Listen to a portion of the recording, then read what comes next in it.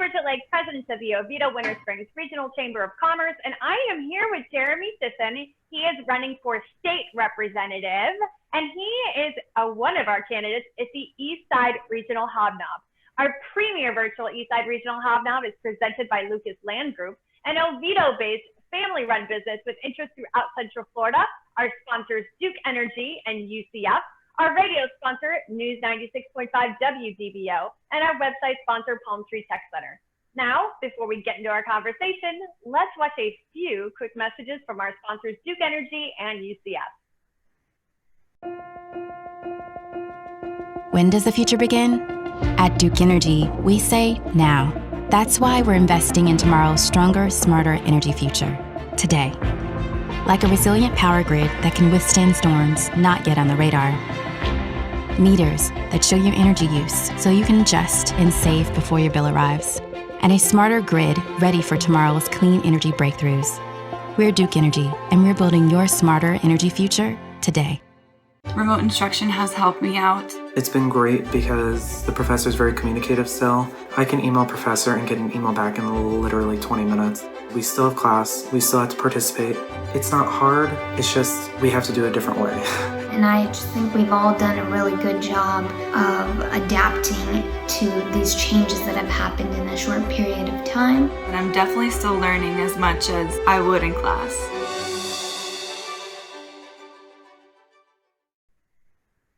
And now we are back with Jeremy Sisson. He's running for state representative, serving Orange County. He is one of our candidates at the Eastside Regional Hob Nob. Jeremy, how are you doing today? Bridget, I am doing well. How are you? I am absolutely wonderful. Thank you for asking. And before we get into some questions, why don't you tell us a little bit about yourself? I'd be happy to do that. But before I say, if the chamber doesn't work out, you have a career in broadcasting. I have to tell you that. You absolutely have a career in broadcasting. So just remember that. For everybody that's listening, my name is Jeremy Sisson, and I'm running to represent the folks of Florida House District 47 here in Central Florida. And as you know from my questionnaire, I'm married with a grown daughter, and I was born and raised in the Midwest, deep in the middle of the state of Kansas. And typically when I share that I'm from Kansas, there is inevitably a next question. So I would like to beat you all to the punch. And that answer is yes, I do know Dorothy. I dated her in college. I didn't like her dog much though. So professionally, I've spent the last 20 years here in the servant leadership capacity in Central Florida. Currently, I'm the Chief Executive Officer of Evan James and Associates, which is a full-service, award-winning commercial real estate brokerage. I'm also the driving force behind the creation of the American Steel brand, which is offering both commercial real estate developers and homeowners alike a build-to-suit, high-quality, cold-rolled, steel-framed, economically conscious, hurricane and tornado proof, reasonably priced product that actually won't break the bank. Also, our brokerage is the general partner for the Evan James and Associates Qualified Opportunity Zone Fund, which will be deploying about $100 million into a portfolio of investment properties that we will be building to benefit areas that are economically disadvantaged throughout the state of Florida. And when we're completed, our fund will consist of tens of thousands of new multifamily units becoming available, all mostly under $1,000 a month in rent. That will help alleviate the affordable housing shortage being felt here in the state.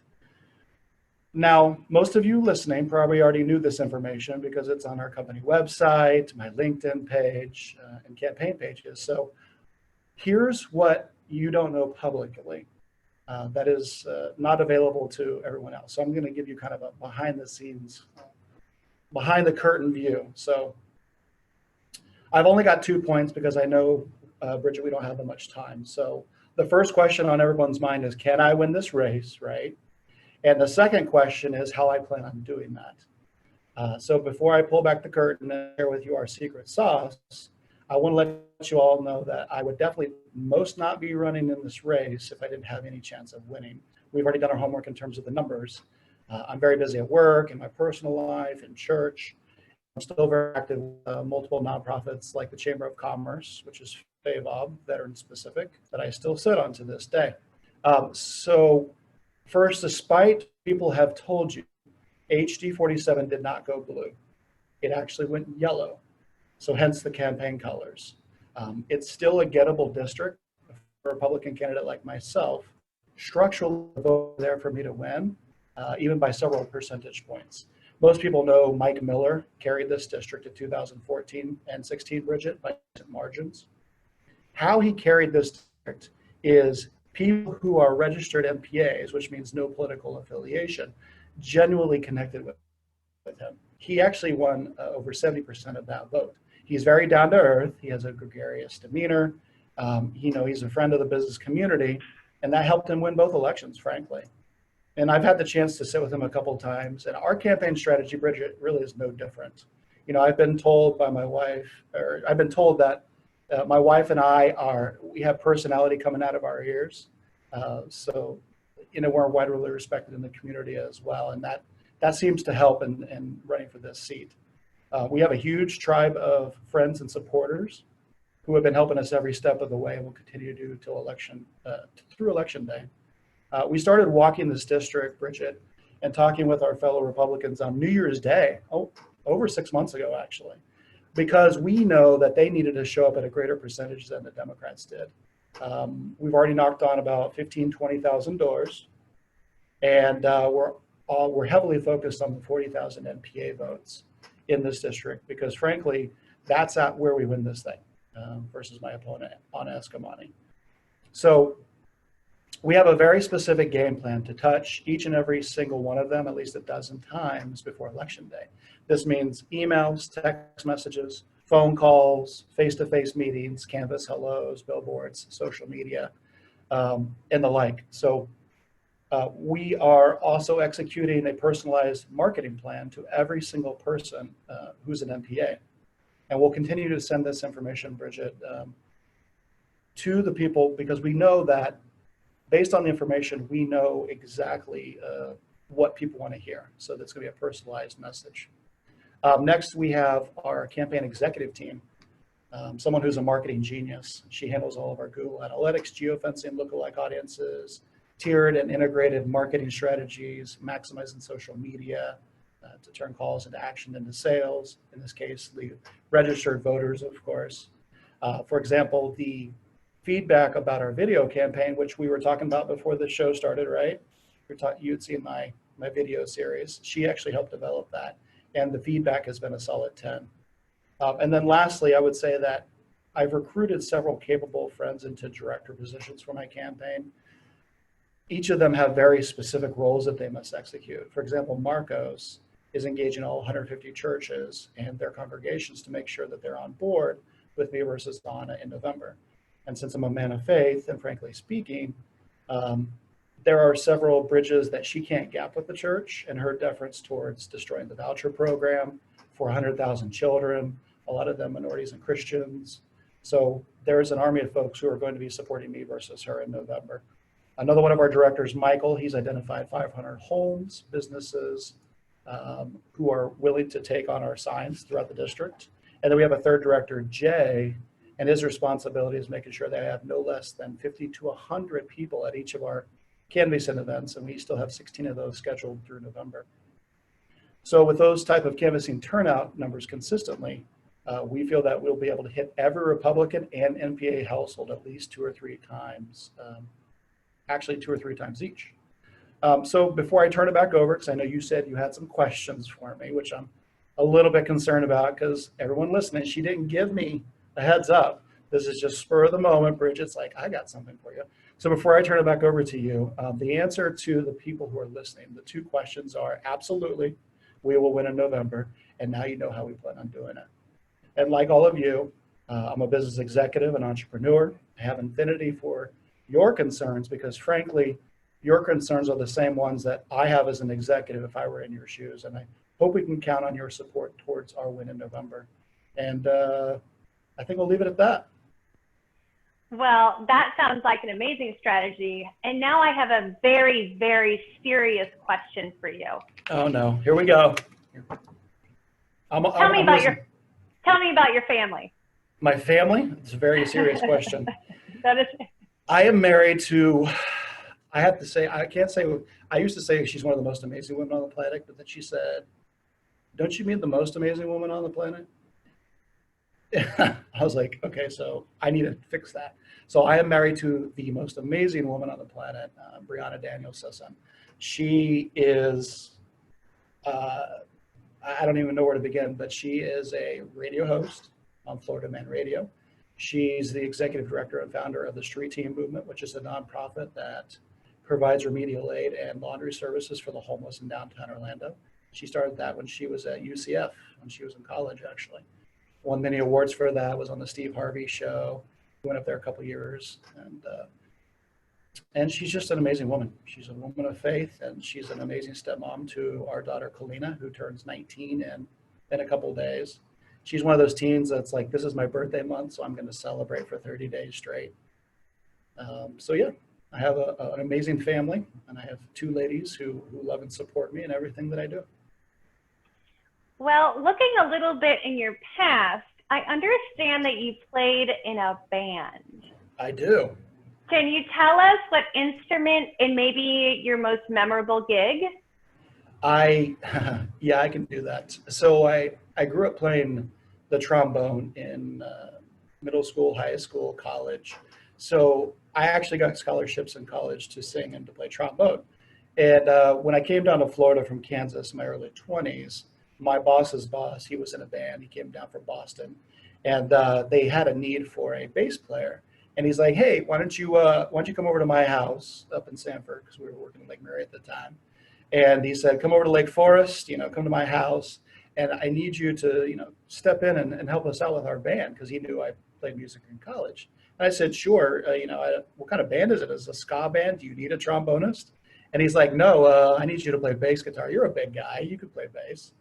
And I said, hey, I've never played bass before. I don't know how to do that. He's like, it's fine. I will teach you how. And he did. He taught me how to play bass over the next couple of years. And it was great. I love playing. As a matter of fact, there's a bass guitar sitting right here in my office, in the campaign office, because we're going into the studio on Saturday, Bridget, to record 3 original songs. And we're doing a fundraiser for Central Florida. I don't know if I told you that or not, but we're going to do basically a Facebook premiere live, and we're getting corporate sponsors on board. And we're going to basically release an EP, our band is. So we're recording those songs this coming Saturday, which is kind of exciting. And they're about coronavirus, and they're about America being great and coming out of this thing solid. And I would say that the greatest gig that I ever played, to answer the second part of your question, would be, it was a Halloween party many, many years ago up in Sanford again. And it got a little bit out of control. It was a house party. Everyone was dressed up. All the neighbors were there. But in that area where we're at, Buckingham Estates, people don't like to be up past midnight for the most part. And it was about 12:05, and then the sheriff's office showed up at the house and said, hey, we need you to turn it down. Some of the neighbors down a half a mile away are complaining. So it's time for you guys to cut the lights, basically. So that was the only gig, Bridget, that we ever got shut down by law enforcement. And they were nice about it. Everybody was fine, but they're like, okay, last song, and then you got to go. That sounds like a party. It was a great party. And we finished with Sympathy for the Devil by the Stones. And it's one of those songs where you can play for 12 minutes, and we did. You can keep soloing in that song. For those who are musicians, they know it. And so let me go back. I saw one of your videos, and It was talking about your very first business when you were 16. Can you tell us a little bit about it and how that led to the Entrepreneur of the Year award? Oh, yeah. You mean the window washing business? Yes. Okay, that was very interesting. I started doing that in high school. It's a funny story. I was working at the Mercantile. They literally call it the Merc in Kansas, the IGA Merc. And I was washing windows for the owner of the store when I was 16 years old. And it was hot, and I didn't like it, but I was like, man, I'm getting paid, whatever, $6 an hour or something. And I was like, I wonder if there's people who would want their windows washed at their houses, because no one wants to do this job, wash windows inside and out. And I started asking around as I was bagging groceries for the next couple of months, and everybody's like, yeah, if you did that, I would pay you. I'm like, well, how much would you pay? And some little lady said, I'd pay you like $300 to come wash the windows in my house. And obviously the entrepreneur in me just said, I quit. I gave my 2 weeks notice, And I started washing windows when I was in high school, and then I did it through community college into university, and made quite a bit of money, actually. I didn't have to work many jobs in college because I had a whole crew of people who were washing windows. And how the Entrepreneur of the Year award came about was my marketing professor, Dr. Levin. We actually did his house, and he's like, man, let me submit this for you. It's basically a nationwide thing where they focus on entrepreneurs who are in college, who are really growing their businesses. And I said, sure, why not? So I gathered some testimonials for some other folks who we'd worked for in the past, and we won. And I got interviewed by the Topeka Capital Journal. I believe there was like $1,000 prize that came along with it. So entrepreneurship has been in my blood from day one, basically. And now to my last question. If you get elected, where do you see taking your candidacy in the next few years? Where do you see taking the position in the next few years? In terms of what I would do, or where I see my career going? Obviously I'm the pro-business candidate. So, it's important that we have people who have been in business in the past, who are elected officials, because they know and understand the cycle of business. They know what a P&L is. They know how hard it is to start a business, how important marketing is. So what I would do in this environment, Bridget, is make sure that we open up the coffers that small businesses, and I don't mean the Ruth Chris of the world. That's not a small business in my mind. I mean the actual small businesses who are members of the local chambers get the funding that they need to keep their doors open while we're dealing with this pandemic. So my job, first and foremost, would be to work with my fellow legislators to open up those coffers so small business can get something in the meantime while we're coming out of this thing. And then beyond that, it's just a matter of, there's a couple different ways as a legislator I can enact new legislation, or it's maybe taking some old legislation off the books that is prohibiting the business community from growing, or it's tort reform. Tort reform is something that I've talked with the Chamber of Commerce at the state level in Tallahassee about a couple of times already. So there's a lot of different ways that I would be the champion of business in general in the small business community in Central Florida. Well, thank you so much. Before we wrap this up, I do want to say, is there anything else that you would like to add? Well, I would actually, and I will keep it very short. And I'm going to go a little old school this time, Bridget.